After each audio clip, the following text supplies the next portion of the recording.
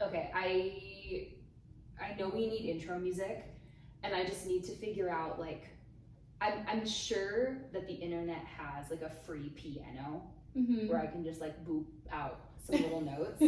I just haven't done it, and like I have a vision. It's probably not the right vision, but I'm like, I'm gonna do it. So for those of you that want us to have intro music, I also want us to have intro music. I'm also just tired.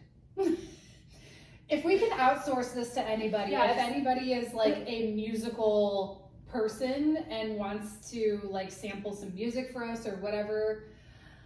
Yeah, if you like, I feel like I was on Slack, or I was on something, or maybe it was like previously at work, and someone was like, yeah, I write jingles, or like someone was on a meeting or something. It's like, yeah, I write jingles, and that's what I need. Fun. But yeah, so if anyone writes jingles or has a musical ear and has listened to enough of this to understand the vibe and wants to put together something for us, we would not say no.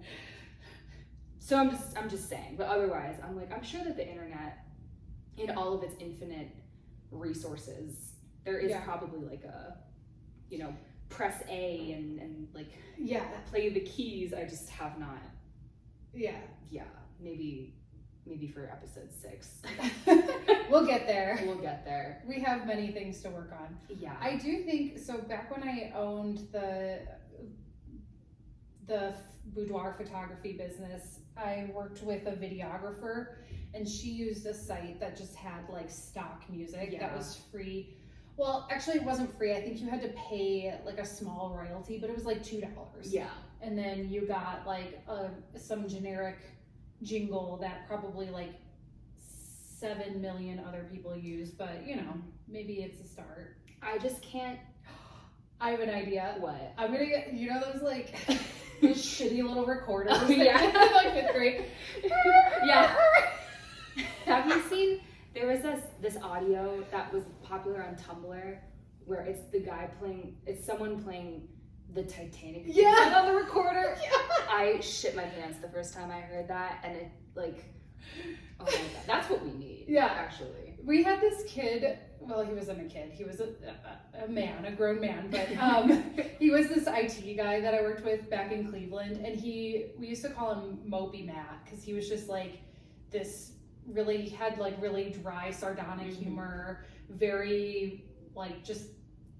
He would like vacillate between like sad and angry. Those were like his 2 emotions. And so every year for his birthday, we would just like make a huge deal out of it and like would like do all kinds of things to just embarrass him publicly. Oh my god. And like, so one year I had like a speaker and I just played the like shitty birthday recorder music for him, and like we got him all these presents, and then every year it became a thing that like, or anybody who had a birthday, I would just like bust out the speaker and it'd be like, oh my gosh. It was so annoying.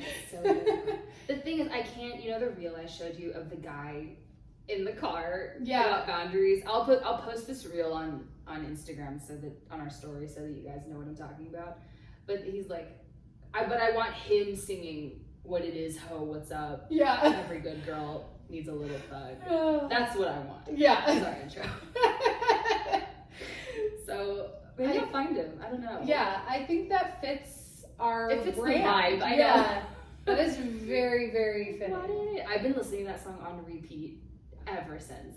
I do love it. It's so good. Embarrassing. So when my Spotify Wrapped at the end of this year is like, you listen to What It Is by Doechii 800 times. I'm like, I know why. Because every good girl needs a little thug. I don't know. Every good girl needs a little thug. Okay, have you heard of the Spotify day lists? Where they make like, so my sister's today, she sends me hers because mine aren't very interesting, but like she always gets really interesting ones. Hers was Nostalgia Bachelorette Party Tuesday afternoon. What is that? Like, what does that constitute? It says you listen to breakdance and old school dance on Tuesday afternoons. So here's some nostalgia birthday millennium. Yeah. And so I don't know. I need her. I'm going to ask her if she can send some songs from that because, Sandstorm by Tiesto? Or wait, is it Darude? Or is it Tiesto? Is there a separate Sandstorm? the Isn't that by Darude? Is it? I Yeah. don't know. Okay. Well, anyway. On a Tuesday? On That's a what she's listening Tuesday. to on a Tuesday? Yeah, I mean, I wish I had that spirit. right? Because mine was so lame. Mine is, I mean, it's not lame, but it's Sunshine Pop Emotional Tuesday Now afternoon. I gotta find mine. Hold on. I haven't explored the day list because I'm really picky about Spotify's like mixes sometimes. Yeah. Although I will say the biggest thing on my Spotify homepage right now says Valentine's Day 2024 Ultimate Love Songs, Romantic Songs. Oh God. Um, Well, we have a lot to say about that, don't yeah, we'll talk about Valentine's Day next week. So I want to introduce our first segment because remember when we talked last week about what lives rent free in your head, but this lives rent free in my head. we? Mm-hmm. What's keeping you alive this week? Well, you know what's keeping me alive this week, and it's the Trader Joe's chocolate cake. So last week before we recorded, we bought 3 types of mac and cheese from Trader Joe's, and we, heated them all up and sat and figured our lives out. And we also bought this cake. I don't even know what was a chocolate cake? It was just chocolate cake. It's a chocolate mousse cake. It's shaped like a heart. It's got a little flower on it. It's a little early for the Valentine's season. And Ash Snapchats me later this week and says, we didn't end up eating the cake, but I sent it home with her. And then you Snapchatted me this week and said, I said that it was my third cake this week. And the way my sister was here last week visiting, and she's like vegetarian, vegan, like she eats a plant-based diet.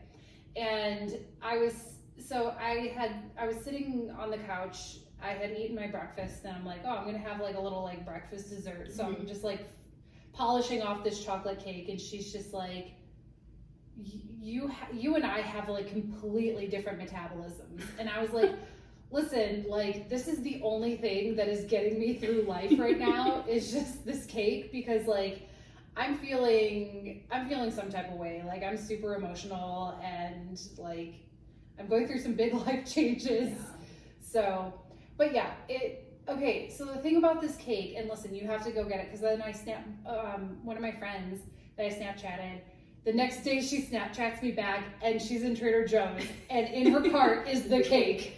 And she's like, I was having a bad day, so I went and bought plants and a cake, and I'm like, you will not regret it. It is so good. But it's like one of those things that you like start eating it, and it's like a good size, right? But it's not a like good sized cake. Yeah, but it's like not enough to feel like, well, I don't know. This might be like up for debate, but for me, like I like the one that you sent home with me. I like ate that in one sitting. Like I could not stop eating it. Yeah. So then I was like, I have to go get another one.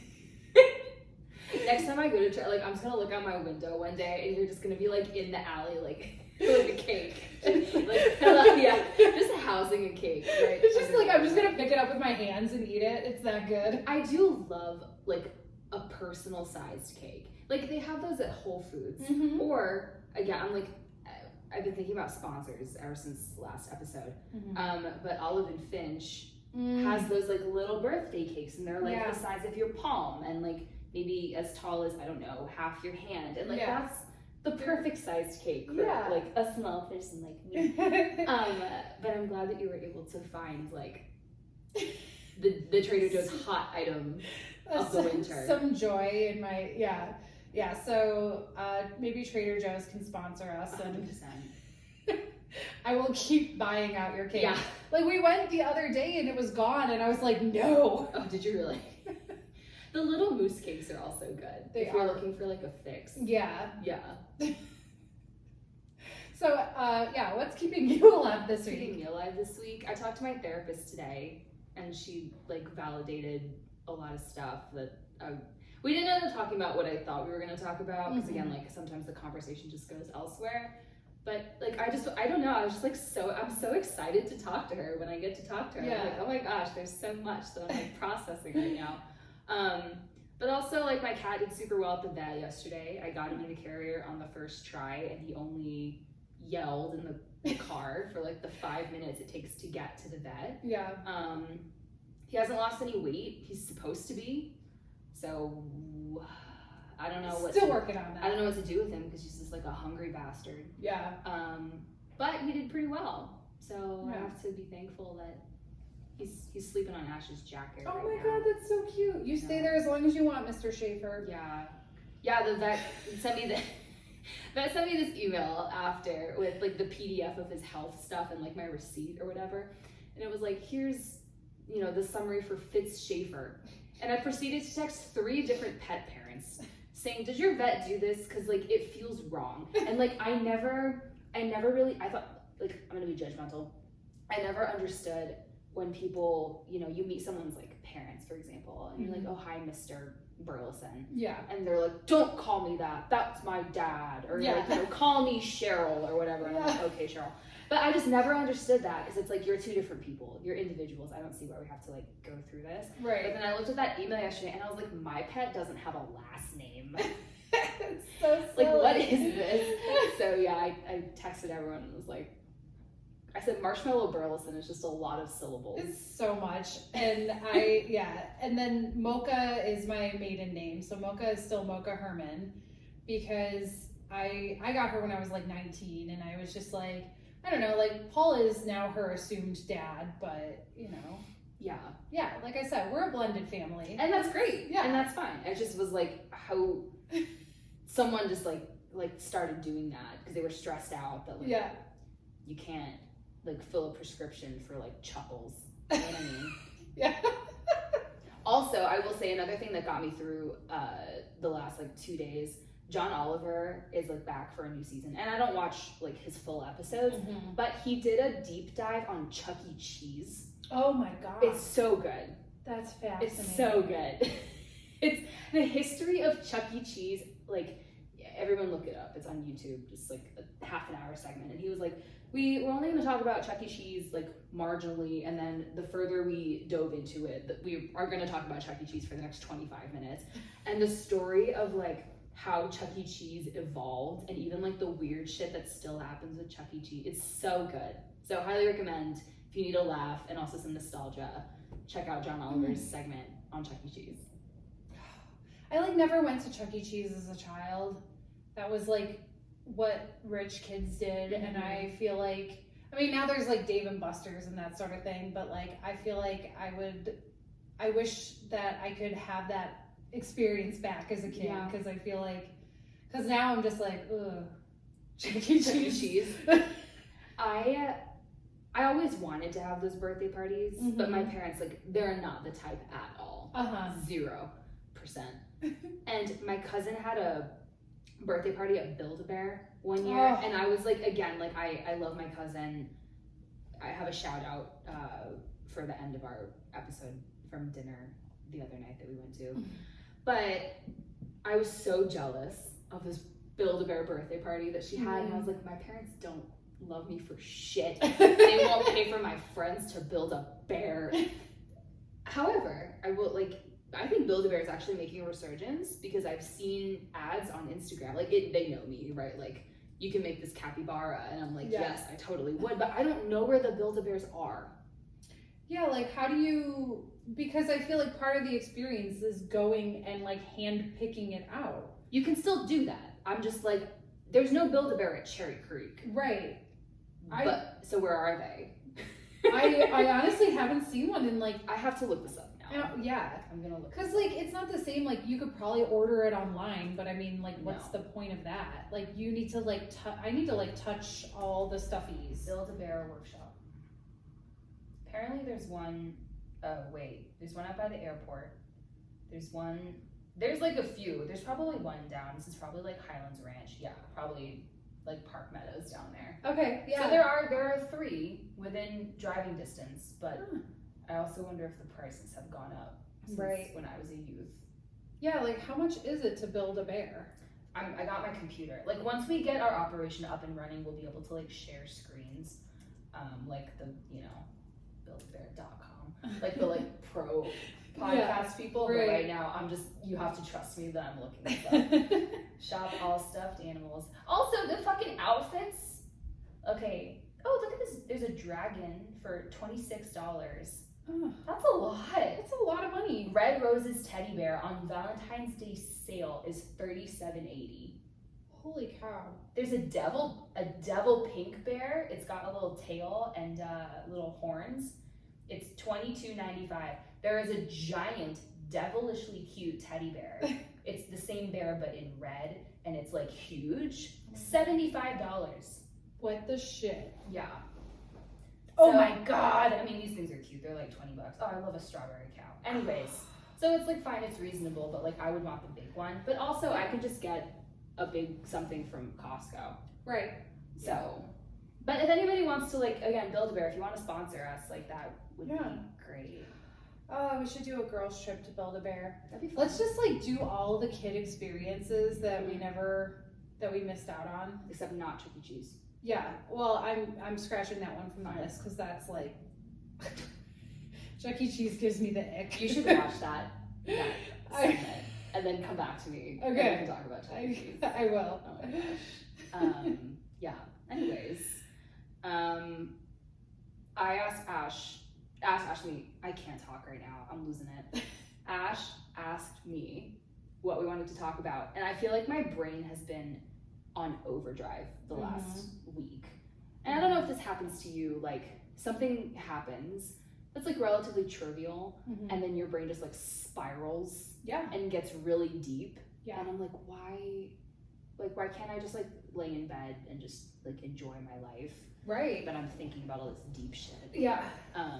So I'll try and keep like this part of the story short because it's a whole like long saga. But I got into a miscommunication with my parents. Oh. And it's not bad. Okay. It's just like this is how the whole thing started. Yeah. Because I'm trying to convince my parents to help me buy a house. And before everyone yells at me, yes, I understand that it's privileged. Also, like my mother and father have said, we are willing to help you and your brother when the time is right. And like TLDR, we're disagreeing on the timing. Anyways, so I texted my dad a link of a house the other day, and he was like, nice, like you will need a better job, a higher paying job to own this home. And like to preface all of this, like when I was working at Microsoft, I was making, really good money. Like I was very honestly, like probably being overpaid, but that was what I was being paid. And when I got laid off, I got a severance. It covered the car that I purchased because like we live in Colorado, you kind of need a certain type of car to get around safely if you want to do certain activities. So the severance covered the car, and with my current job, I took a very substantial pay cut because like I needed a job, I needed money coming in. Market still sucks, right? So anyways, so I texted this house to my dad. He was like, you need a better job. I texted my mom and said, I need you to help me convince dad that like I'm serious about buying a home. And so she's like, let's show him, let's like put all this stuff together and show him that you're serious. I called her a few days later, and she said something like, oh, well, dad doesn't like how you're spending your money. And I was like, this is interesting because this is a change in rhetoric from when I was at Microsoft. When I was at Microsoft, he was like, spend your money, do like enjoy it, right? Like do things. And I like did to a degree, but not, I still haven't like gone on the vacation that I want to go to. Like there's some big things that I haven't done. And so I was like, well, what do you mean, mom? Because like this has never come up before. And she's like, well, he doesn't like your tattoos and like some of the things that you pay for, like your astrology app. As a caveat, like since getting laid off, I have tried to cut out a lot of things that I don't need. Like I don't need LinkedIn Premium. Disney Plus is probably next. Like I stopped getting my nails done, like trying to save where I can. And then, but you also have the things that you're not going to give up. I'm not going to give up my gym membership. I'll buy clothes if I need it, but like we're trying to manage here, right? My dad's card is on our family iTunes account. So I had this astrology app subscription going. It was like $12 a month. And I was Venmoing him every month for it. And I'm like, what? Dad never said anything, right? Like, where is this coming from? And so I was like in a heightened emotional state on the phone. And I was like, like, you guys know I'm trying to figure out my, like, you know, live in a way that's sustainable while also just trying to, like, enjoy things as much as I can. You guys know that, like, I'm trying to get my career back on track. Like, I don't feel like I'm thriving right now, but I want to. And I feel like getting this house, like, having something that's mine, or at least working in that direction, is, like, something that would make me feel like I'm gonna thrive. So I got pissed off.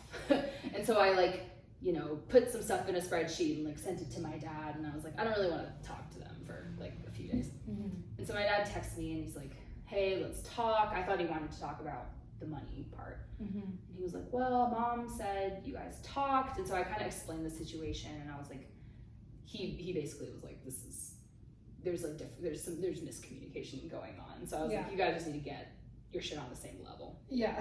But it opened up this whole box for me, and, like, emotional Pandora's box about, like, conditional and unconditional love, and, like, putting parameters on relationships. And I love my parents. I like 100% do. Like, they are supportive in their own way. They are relatively hands-off, which is a blessing and a curse. Yeah. Because it means they don't pressure me to, like, come home all the time. Yeah. It does mean that they aren't super involved in my life as much as other parents are. So I get a lot of, like, emotional fulfillment, I think, from my friends instead of my family. It also means sometimes I think that, like, they wait to parent until it's, like, a reactive point, like, now. Yeah. And it was like, we could have been working on this, like, for a while, but it's kind of coming to a head now. But the thing that frustrated me was, like, they never liked my tattoos. Like, I think they tried as a kid to say, like, oh, tattoos are bad, don't do it. Right. But, like, luckily and unluckily for them, they raised a daughter who thinks for herself, is aware of her own bodily autonomy, and is, like, totally fine with doing her own research and being, like, responsible. And I feel like there's always been kind of a, like, we trust you, but we don't fully trust you type thing. And so it's like, I just need you to trust me that I'm responsible for my own health. Like, my tattoos have never prevented me from doing anything, like, achieving a job or, like, achieving these things in life, right? So, like, what's the problem? They're just boomers and they don't like it. Yeah. But I was like, I sat there and I was like, I'm almost 30. And are we, you know, are we putting a parameter on this, like, aspect in our relationship? Like, you won't help me because of these specific things. Yeah. And I was like, I think parenthood, and I'm not a parent, I don't know if and when that will happen for me. But, like, parenthood is one of those things, is one of those relationships that you assume would be unconditional. And in the most extreme cases, like, it's very much not. And that leads to a lot of harm, right? For people who are in certain situations where they can't be themselves and stuff. Yeah. And it just, like, it got me thinking, like, how much of love is conditional, or, like, how many relationships do you have that are conditional? Yeah. And is it, like, I'm an idealist and a realist at the same time. Like, I can hope that my relationships and my friendships are unconditional, but that's, like, very much not the case. And especially in the last couple of months, I've noticed, like, differences in, like, treatment in one situation versus another, or, like, stuff like that. Yeah. I don't know, it just got me thinking, and I think my end all be all question is, like, is unconditional love, like, noble, or is it being bad at setting boundaries? Because, and we talked about this a little bit earlier, like, unconditional love is exhausting. Yeah. And yeah, it's really noble, and it's good to, like, be there for people and to want to be there for people through everything. But it's also, like, how many chances am I going to give someone before I need to either put my foot down or, like, look out for myself, if that's the case in a relationship, right? So I'm just like, have you? Well, I don't know. Like, as my friend, like, I'm curious for your opinion. It's just like, I don't. Boundaries are something that I struggle with in both my personal and professional life, and it's something that's come up a lot over the last couple of years. And it's like, yeah, I want to love people. Like, I know I am capable of unconditional love, but also, like, when is it? When does that thing, something's got to give? Like, when does it give? Right. No. Right. Yeah. I think the only, I don't think I have unconditional love for anybody except for like my pets. Yeah. Which like, I'm like, there's nothing that my dogs could do that would make me unlove them, but also like, they are just inherently good animals. Yeah. Like they're, I think that unconditional love is very hard to attain because, so Paul and I were talking about this because he was like, he's like, we have like very good love and respect for each other, but it's because we treat each other well. Yeah. And because we're able to communicate healthy boundaries. We're able to, I think, our key is like being really good at communicating. Mm-hmm. And he's like, but it is absolutely conditional because there's just a certain point where if someone continues to do terrible things to you, like, you can't keep coming back to that. And that's more, I think in the friends and like romantic relationships category, because I think the thing that I struggle with the most is like the love of a mother, which I like don't. So like I was very parentified in my childhood, so I think I can kind of speak to that a little bit, but I'm obviously like I've never like birthed a child, and that's like that's a very different, like it's a different connection. So so we were talking about like, is the love of a mother like unconditional? Like is there ever a time where like a child could do something that you're like, because I think like unconditional love and boundaries are a little bit different. I think that in order to love somebody, you have to set boundaries, but when you are raising a child, it's a little bit different because like, they're gonna fuck up and that they're gonna like do stupid shit. Well, I have an opinion on this. Okay, I do want to hear your opinion, but what I would say is that like I have a few friends here who are significantly younger, and sometimes I feel like I take on a parental relationship in their life. And there was a situation where someone did something and it caused a really big fight, and I was like, I felt very much like a parent in the situation because I knew this person just is like a very deeply hurt person underneath. And so they tend to, maybe lash out at others and at times. And I was like, I love you when you make mistakes, even when you make mistakes. Yeah. However, like, I know that you're gonna keep making these mistakes. I'm gonna set the boundary with you that like, I'm not gonna tolerate these mistakes. I'm gonna call you out on these mistakes. But to me, like, to abandon this person would be very difficult for me and for them. So as long as it's not crossing the line of doing like actual harm to themselves or others, I'm gonna say like, yes, I have boundaries, but I understand that as you, like, especially like younger people, like I feel like when I have like having friends in like their very early 20s it's just a completely different. Because they're still figuring a lot of shit out. And I'm like, I remember when I was that age and I did the exact same shit. And I'm like, so I'm seeing it from a point of like, what was helpful for me. And it was that, having that support system that like I could fuck up. I had a safe space to fuck up, I guess. And knowing that those people would still love me no matter what. However, I do think there is a line that you can cross. So maybe it's like, it's unconditional love, but it's like conditional boundaries, if that makes sense. Because like there are people in my life that it doesn't matter what happens, and it doesn't matter like the waves that our friendship or relationship will go through. Like I will always care for them. I will always be there for them.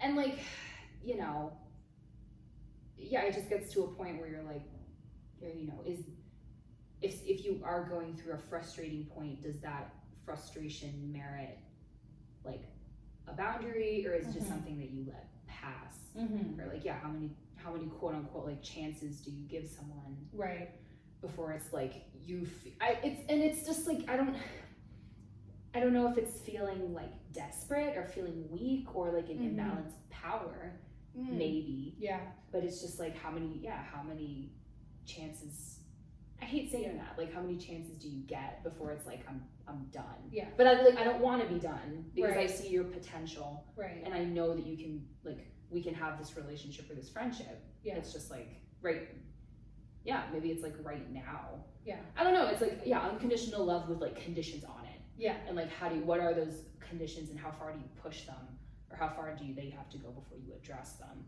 Right. Yeah. Right. Like, and I think that open communication is always very important, because like if you start off a relationship with like setting your boundaries, I think that it's easier to keep in open communication about them. Like, hey, like, I care about you and I love you, and you also violated my boundary, and let's talk about why, and you know.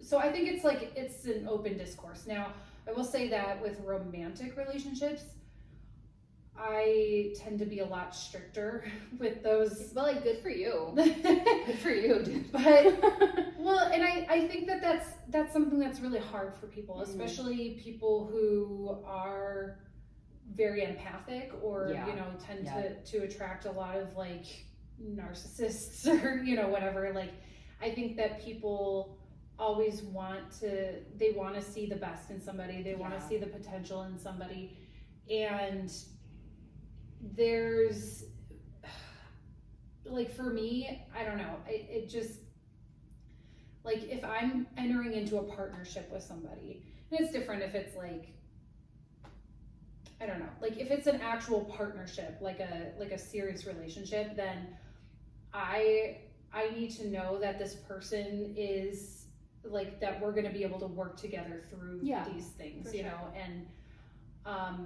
and there are just some basic decencies that I'm like, you just, you know, if we're in a relationship, you can't do this, you can't. So, but I think that's because in the past, like, I feel like this is through trial and error, right? Of course. And I've dated some people in the past that were just like,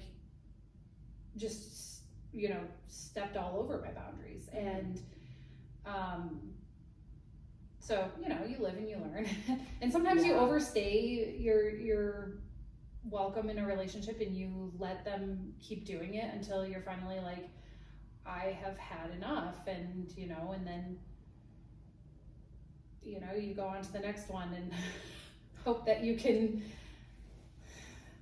you know, set those boundaries a little earlier. Yeah, I'm just like, it's such a learning journey for me. Yeah.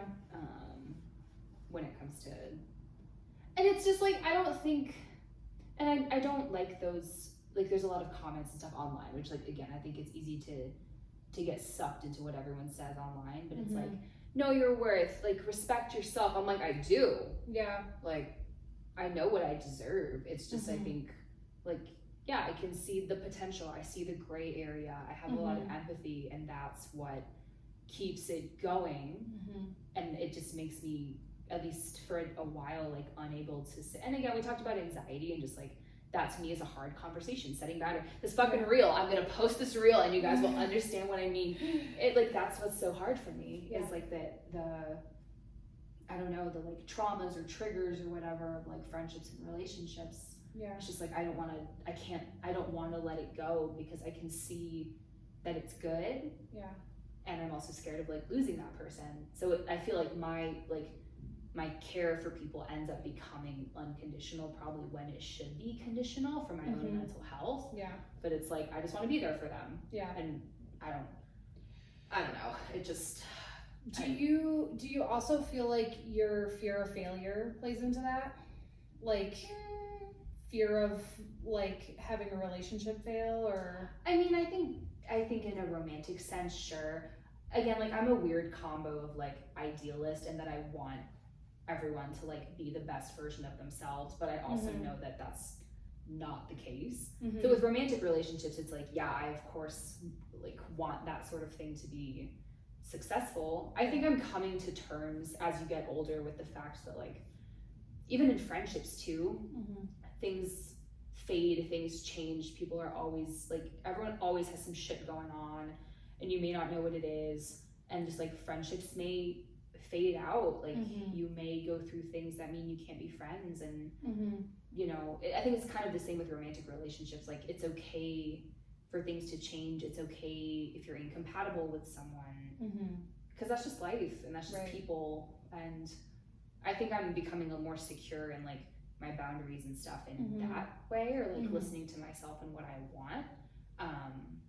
But I think just in general, like I just am constantly like, I'm gonna be there for you. Yeah. I hope you see that. Cool, thank you. Yeah. I hope you like reciprocate. But and I think that's why it's tiring, is when it's not reciprocated in the way that you want it to be. Right. It's like, oh well, guess I'll just be here. Yeah. Like a little bit sad, but also hopeful. Right. I think that's like the, you know, what I experience a lot of. But yeah, I don't know like why it just opened up. I was just like, I love my parents, and like I want them to, I think this is like my big motif from the last like years. Like I want them to love me for me. Right. You know, and that's in general, like I want all of my, I would hope that all of my friendships and relationships are like, I love you for who you are. But that's so hard too. You know, that includes like the bad days, that includes the weird times, and it's like, that's also tough. Yeah. So but that's like that's unconditional, right? Yeah. Like, to me, that's what it is. Yeah. Well, yeah, and I think that's fair, is to say like unconditional, like through your bad and your good times. Yeah. Because you know that this person, like, I don't know, someone's just being an ass, and you're like, okay, they're going through something personal. Like you can be there for them and hold space for them without having to, you know, maybe like having understanding for like, okay, they're going through a rough patch in their life, and saying like, okay, I am here for you, but also like your stank ass attitude is kind of killing the vibe right now. Yeah. So I need to like back off. I think that's fair, because so like unconditional love, but boundaries, and saying like, I love you and I care for you, and in this moment right now I need space from you, or I need to, or you know, like I understand that you're going through a time, and like I can be there for you. For sure. Like my therapist always used to say that like people will be there for you in different ways, like in whatever way they have the most space for, because a lot of people that, and something that we probably don't realize, well maybe you and I, because I feel like we're very self-aware, but like maybe too self-aware. But it's like for me, I feel like I'm very sensitive to like other people's emotions, and I'm sensitive to like how I'm feeling in my body and at any given moment in time. But a lot of people are just operating on autopilot, and so they go and they like dissociate all day at work, and then they dissociate, you know, at whatever other thing that they're doing. And you know, you might know that they care, but like they don't have, I don't know, they just don't have the space to like show you that they do. Or like so my sister works she's a physical therapist in an emergency room, and something that she always says, you know, like, especially if we need to talk to each other about like serious stuff, she's like, listen, like I'm at like 10% capacity right now, in terms of, because she's just seeing horrendous shit all day, and you know, that's totally understandable, you know. And I'm like, okay, like you don't have the space for me to like trauma dump on you or whatever. But, you know, and then other people, you know, I think people who are a little more, who are more self-aware, or maybe are like more empathic, like they tend to have a lot more to give. So it's like Yeah. every person is individual, but a lot of people are just kind of operating, like going through life just completely like with very little capacity to be there for others, you know, because they're like full of whatever shit they're going through, and then they probably also don't have a therapist or somebody to talk to, or you know, some way to get rid of all that heavy stuff they're carrying around. So I think it's just another exercise in, again, like boundaries, and realizing when like your energy is tapped, which I don't know, I want to care for people, and just, but also I have to care for myself, and so I don't know. Well, and I think that when you have the personality that you do, like you do give off a caring, I feel like you, and I've said this before, but like I think that people who need that care are going to gravitate towards you. And sometimes it could be to a point where it might be unhealthy, like they're going to like cling to you, you know. And I have a friend back home who is like that, and recently had to like actually cut her out because of that. And that kind of like goes back to the whole like, like at what point do you like, I'm like, I can love you from afar, but like this person is like putting a lot of stress on me, and like dragging my family into a lot of stuff. So it's like there is a certain point where you're like, okay, like enough is enough. But like I love her dearly, but I just don't want to be drained every day. Like it's like an emotional vampire situation, you know. Like I consider that I like myself to have space for people more than the average person, and in the past I have let people like just absolutely like drain me down to nothing. My tangent, which is gonna be, I have like a lot of thoughts right now. Based on some like another thing that you said. My tangent, and this is thinking about like unconditional, like parental love. I'm convinced, like as someone who identifies as a woman, like a lot of parents of a certain generation have, and this is gonna sound generalizing, just prefacing, a lot of parents of a certain generation have no fucking clue what to do with their adolescent and young adult daughters. And that goes for any, like, I think I could go for anyone that identifies as a woman. And my thing is, like, my parents love them. I think, like, again, they hold a little bit of an older mindset with certain things. And I think they, like, tried when I was a kid to be like, this is bad, like, don't do this. And I, like, listened to a lot of it, and, you know, then I go to college. And I'm just convinced, like, when a young woman puts her mind to anything, like, she'll achieve it. She's gonna figure it out. And it just makes me giggle because, like, in college we moved in, like, met, you know, the people on your floor or whatever, and a bunch of us, like, girls, you know, got together and proceeded to go immediately to the tattoo and piercing parlor that was right off campus and get our ears pierced. It's the first thing we did. The same thing happened, like, the second year we moved in. I think I went and got something else pierced. My friend went and got her belly button pierced. I had no idea for like years. She's like, yeah, I just like went and did it. I'm like, yeah, because you're out of the house and you want it, and you're gonna find a way to do it. The same thing with tattoos. Like, I got my first tattoo. I was a senior in college. I went home for Thanksgiving. I got my tattoo. I like went and got my eyebrows done, and I went to the tattoo parlor and was like, hello, I am here. And that's like how it all started. I hid it from my family for a month. I came home for Christmas. I was like, I knew I was going to graduate. I had a job lined up already. They were not pleased. And they were like, oh, it's, you know, this, and that. And I'm like, guys, like, it's going to be fine. I have the basic, like, words on my wrist, just like everybody else. And it just, you know, it kind of spiraled, and they bring it up every so often. But it's like, look, guys, I am aware of, like, the culture nowadays. Mindsets are shifting. I did my own research to teach myself how to be responsible when it comes to taking care of my body, because you can't always trust other people. Yeah. So like, what are the sanitation measures for like tattoo and piercing places? Like, you know, how do you find an artist? How do you find somewhere reputable? Yeah. You just like do the work. Yeah.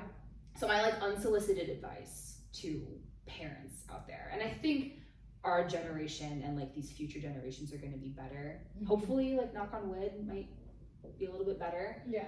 But it's just like, you can try your hardest to like tell your daughters and shit to not do something. They will find a way to do it. And so the best thing that you can do is teach them to do their research and like encourage them to just like find out information and encourage them to be responsible for their body, especially if it's something that might impact your health. Yeah. And it just like blows my mind sometimes how and so this is to your point, like I think when it comes to kids, and again, I've never birthed a child, who's to say in the future, I think parents do have a vision of their kids that is perfect. Yeah.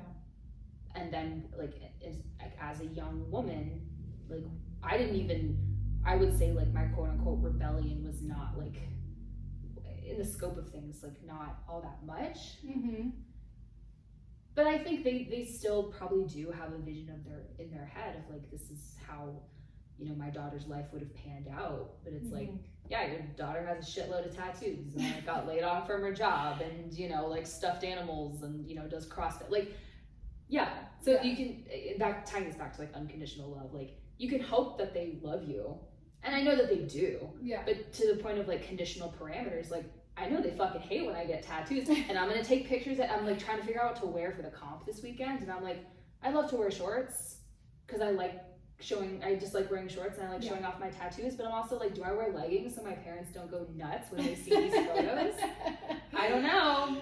So it's like, yeah, they do love me as their daughter. I'm sure they have this vision of like probably a more in line vision with like what they would want, but that's not reality. So like they have to accept that that's not the case, right? But you hope that you like move past that, right? Yeah. So that's my whole spiel about conditional and unconditional love. I just was like, that's so funny because my freshman year of college, I immediately went to a piercing shop and I got my nipples pierced. Yeah. Like, I took them out a year later. It was like a huge mistake. That shit is so painful. That's what I thought. Like, yeah. And like, you know, slight overshare, but like the girls are real sensitive. Like I'm very sensitive, and so I feel like it just made things like way worse. Like I was like, I didn't want like anybody near and like that part of my body and so I was like, all right, but like, yeah, you know, but that's the thing, you have to like learn through these experiences. And I would agree that I think what I wish I had when I was growing up is the ability to get myself into trouble and reach out to my parents. Yeah. And feel like I was in a safe space to say, hey, like I'm not in a good situation. Can you like come pick me up? And I think like what I would have loved is like a code word or something to like, you know, you like text your mom or your dad and say like, I don't know, watermelon, and they like come pick you up or whatever, and you know, and like share your location. Cause I just had a very like my childhood, I wasn't like, I've mentioned this a couple times before, but like my parents were like I was very parentified. My parents both have traumatic brain injuries. They are very childlike in certain things that they do. And so I feel like they were pretty hands-off in parenting. And I feel like I wish, like I appreciate some of that because I didn't. I was able to make a lot of my own decisions and like learn from my mistakes and stuff like that, but I never really felt like I could reach out to them if like I was in trouble. And that's partly because my dad was like very abusive, and so like I was very scared of him. And so like I didn't want, and then, you know, my mom just didn't know what to do with me because I was just this like raging ADHD child with like anger issues and everything. So like, so she would tell my dad, and then like my dad, like, you know, bad shit would happen. And I'm just like it would have just been nice to have like a parent that I could say like, hey, like I did some bad shit and like we can talk about it, but like can you come pick me up, or like an older sibling or something like that. God, I wish I had not been the eldest sister. Like it would have been so nice. I was talking with my sister this weekend, and we were talking about like the phases that I went through, like because I feel like as the oldest, maybe not every eldest child goes through this, but you don't have, like, especially when you don't have strong parental role models, you kind of spend a lot of time like trying on these different personas and stuff like that. So I went through a lot of phases in high school, and my sister's always like, yeah, I just like watched you make all the mistakes and do all the dumb shit, so I knew what not to do. Yeah, I didn't go through phases, but I think there were definitely times when, again, I think just some parents have just no idea what to do. Yeah, what do you do when I didn't really like quote unquote rebel. I think the thing with them, and I even saw this into college, was just like, I want you to trust me. Yeah. And it just didn't feel like it was there 100% of the time. And I think when it came to like applying for college, they had no idea. Yeah. Oh my God. Yeah. Like, and if I could go back and to that point in time, it's like I would do a lot of things differently, because like it wasn't even worth it. Or like, you know, I got a C on like my first math test in high school, and my dad like went to go talk to my teacher, and I was like, guys, it's like the first one. Like, I'm gonna turn it around. I know what the standards are in this family. Like, I'm gonna fix it. But he was like, I have to, you know, it's fine. Like, we'll figure it out. I don't. Well, and it's that like that very regimented, like, oh, you know, like they almost become overbearing in their like need to like fix this issue. Did you have Edline growing up? That sounds familiar. Like they could check your grades online. Oh God, not till like towards the end of high school. My God, like that shit got really popular in like middle school. Oh, and then we had it the rest of the time. And it's just like, dude, I'm not good at math. We just talked about this like before we turned the mic on, is like, I don't like numbers. I'm not a numbers person. I'm a words person. And math, I just like struggled, and having two like scientist parents didn't help. And they'd check my grades and be like, so you got a B? And I'm like, yeah, I got it. Like, guys, it's gonna be fucking fine. Yeah. But like, I just don't. I'm not good at math, guys. I had a flashback with remembering Edline, where they could check your grades.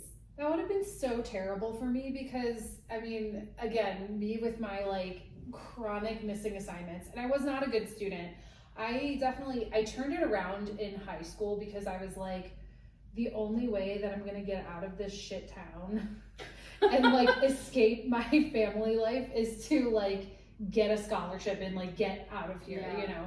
So I think that was my intrinsic motivation, was like, get better grades for the sake of, but I struggled with a lot of subjects, and but it was nice to have like the paper report card that you could be like, I don't know where that went, you know, like, girl. You know, but in high school, it was like my dad's rule that he placed on us was like, we could do whatever the hell we wanted if we brought home like A's.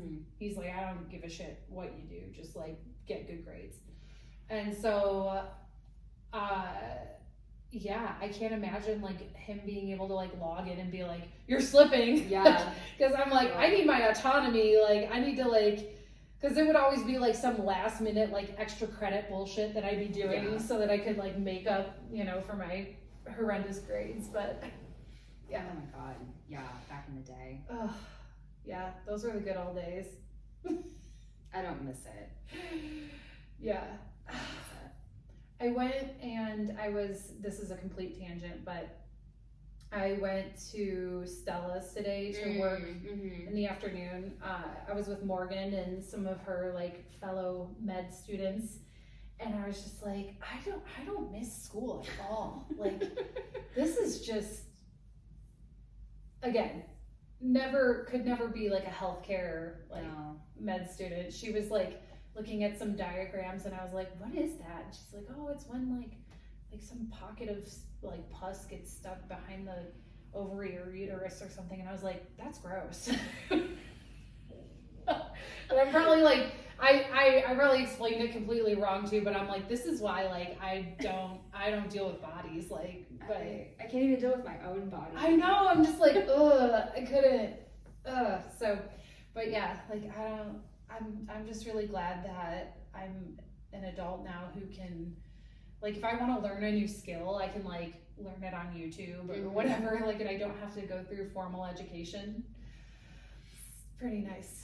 I asked my dad the other day, so like they started saving for college at a very young age with us, so we have all this money saved up, and like we went to state school, and state school was super fucking cheap for various reasons, and so they have all this money saved up, and I, in my like career journey, you know, someone finally, like, you know how this like trend recently is like, you don't get the job, right? And people started saying like, well, see if they can recommend something for you to do to like get the job next time. And I tried this when I was applying for a job, and like no one really gets back to you, but someone finally did. For like a local marketing agency, and I was like, hey, like, I understand that you're going in a certain direction, you know, what can you recommend for me to do to help like boost my career? And she was like, well, I'll start looking into like third-party certifications. And I was like, oh. I firmly believe like communication as a field, you don't really need to have like an advanced degree. You need to be caught up with the culture, and you need to just be aware of like all these different mediums and trends, right? Like you have like rules specifically for social and TikTok now, like that's kind of where it is. And you need to be a good communicator, but like there's some things that you can only, I think, get through experience. And so I like tried to log into LinkedIn Learning, which we used to have through Microsoft, and it costs money, turns out, when you don't work for a corporation that like owns LinkedIn. But so I called my dad and was like, hey, you know, can I use like the 529 money to do certifications? He's like, I'm not sure. I still don't know if you can, because I think it has to be through an accredited institution. And I was like, well, I don't really want to do like classes. I just don't feel like I need it. But I would add these like courses to my LinkedIn profile or whatever. And I sat there and I was like, just take the money out and give it to me to buy a house. Like, we are full circle. And here we go. Full circle, guys. Like, I can't win. I don't know. One day. Okay, well, this kind of ties into some things that like Paul and I have been talking about lately, like with regards to like finances and things like that. So we can maybe go into that a little bit, but like, because we're also looking at buying a house. Everyone is looking to buy a house. Yeah, and we're just realizing more and more how unattainable that goal is in Denver. And okay, so I've mentioned before that, you know, we have this goal, and like we're planning to like our whole goal is to become like independently wealthy. Like, we have been saving and investing for the better part of like 7 years now, and then we moved to Denver, and like our whole lifestyle changed, and our cost of living went up. Even though like we ran the numbers when we were still in Ohio, and we were like, I don't think it's going to be that much more to live here. And then you get here, and it's just like all of these little things add up, you know, like even like going out for a night, like dinner and drinks is like $100, and you know, getting like regular self-care things, like, I don't know, like getting a massage or like getting my hair cut is like twice as much as it was in Cleveland. So just little tiny things add up. And so we were kind of looking at our finances to see like where we were at, and I was like, I just can't fathom, because if you realistically look at like how much the price of real estate is here and how much you need to put down on a house, like a down payment on a house is gonna like it just reduces our savings. And I'm like, we have like worked so hard to like put all this money aside, and now to like take it and just drop a chunk of it on a house, like, to me it doesn't make any sense. But I also come from like my background growing up. My parents have never owned a house. Like they just bought a house, their very first house, 2 years ago. We've always rented, and we've always kind of moved from place to place, and haven't ever really like stayed in one place for very, very long. So like that's the kind of lifestyle that I'm used to. And that, you know, so for me, like, I don't see, unless we were to start a family, which we're not, I don't see the value in owning property. And like, I know that, you know, equity and all that stuff, but like, I'm like, really honestly, like, I don't care. But Paul does. Like, Paul is like, he wants to own a piece of, you know, a piece of land or whatever, and he wants to be able to like have the ability to control his living environment, because like, you know, when you're renting, there's just certain things like, you're gonna die. You know how I think that I was gonna die, and I was like, no, you're gonna sure. You're gonna die of laughter, because Twist my arm. So you know how you're like afraid of all the doors in our house? Did some shit happen? A door fell off. Stop it! A door fell off. And I was like, the first thing I thought of, I was like, fucking Emily, she knows. I hate the doorknobs in their house, because their house is historic. We talked about this in episode 1. And every time I use your guest bathroom, because I'm like, my phone's somewhere like on the table, and I'm like, I just gotta pee, and I go in your guest bathroom and I shut the door, and I'm like, I'm gonna be stuck in here for the rest of my life. What the fuck? Can you imagine like at your birthday party if I'm just banging on the door because like the doorknob fell off? Like nobody would hear you. No one would hear there's shit. There's like 20 people, but none of them are paying attention. Like, that's so bad and so good at the same time. So I mean, the house was built in 1890, and I'm like, of course a door falls off. So I think this was like where like we had the mouse issue, because like the basement is a dirt floor. That's like, and I'm sure that they are just like all, you know, communing down there or whatever. We had that. We have electrical issues. So the list goes on. And so Paul's just like, I'm fed up. Like, we can't do anything about this. Like, we can't put any fixes into the house and everything. It's not yours. Yeah. So he's like, I want to own something. And I feel like I have more of like I have a very like transient, I've always had a very transient style of life, where I'm just like, oh yeah, just like pick up and like move on a whim, you know, whenever I need to, you know. So I'm really trying to like I do want to put down roots in Denver, and I do want to buy a house, but I'm also like so stingy about the whole money aspect and the financial stuff, and like, and then, you know, even when you put so much money down, you're still like paying an ass load every month, you know. I'm like, we actually would be paying slightly more than we do in rent to get like the type of house we want. And I'm just like, it's frustrating. It is. And we both make good money, and we still feel like we're just surviving, you know, like that's things... like I'm wondering how anyone is anyone thriving nowadays that's not in like the top 1%. Because like I don't feel like I am. Yeah. And I don't know, I want something that's mine. Yeah.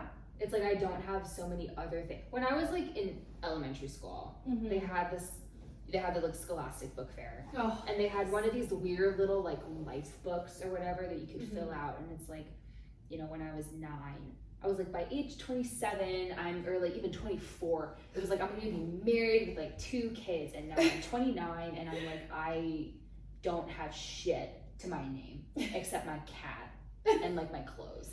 And it's just like, my parents are still in the house that we bought in Maryland. They've been there for, what year is it? 2024. For like 23 years at this point. I have it tattooed on my leg. Like, I love my childhood home. That to me is like very meaningful. And it's like, that's what I want. I want a home. Yeah. And so it's like, I feel like that's the only thing that is even somewhat attainable in the short term. But it doesn't feel like it is at all. Right. Because like, I don't have a husband. I don't have kids. Yeah, it's like, what are these other things that are going to take a lot longer? Yeah. Right. But also, like, I can't afford shit. So I'll live in your basement. Yeah, absolutely. Just, like, pop my little head out from under the stairs, like, hello, it's time for dinner. Or you're going to be walking around, and then you'll hear from the bottom, like, what it is, what's up? And it's just me. You're like crying in the shower. What is so? And on that note, oh, yikes, this is bad. Okay, shout outs. This is gonna be my new favorite segment. Shout out to Lakshmi. I told Ash you gave us some great feedback, and I promise, like, we're starting segments just for you, essentially, and we're gonna get intro music like just for you. But to the whole Miller Cannon household, thank you for being awesome.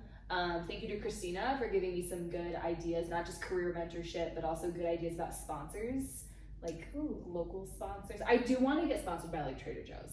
I think that would be hilarious and great. Yeah. So like, I'm not going to give up on my big dream of like the big brands, but also she had a lot of good things to say about like local brands. So we can explore that.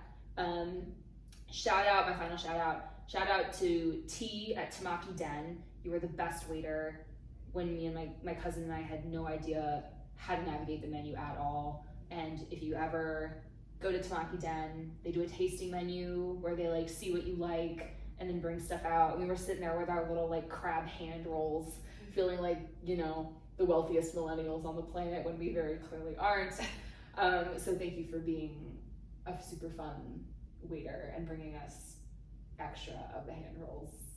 It was flames. I need to go there. It was really good. And it's cool, like, people watching too. Yeah. Actually, you know what? Because you know how we always talk about how, like, dudes should go out and, like, do things? Yeah. I feel like there were a lot of groups of dudes doing things. Yeah. Like, even, like, smaller groups just out, like, eating sushi. And I was like, this is great. Cool. Yeah. Good for them. Yeah.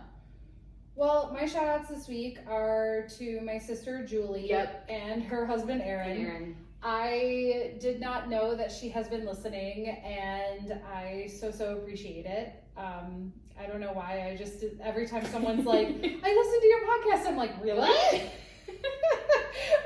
I need to have better self-esteem. I get like that too, though. Yeah, but I'm just like, fun. Yeah, it's a delight for me to hear, because I am just, you know, we're just two gals just hanging out on a couch talking, and people, and it's actually really cool because I think what we listened to our latest episode in the car on the way to Steamboat, and it actually sparked a really interesting conversation. Yeah. Like we had very good conversation based on a lot of the topics that came up. Yeah. So I was like, I hope that this is doing this for other people who are listening in groups. Yeah. So that was pretty cool. Just bringing families together. I know, right? Like, yeah. We had a lot to say. Shout out to Anthony. I'm turning 30 this weekend and throwing an absolute flames birthday party. It was a wild party. It was super fun. We played darts, we danced, we just generally had a good time. Made Paul wear sandals in the snow.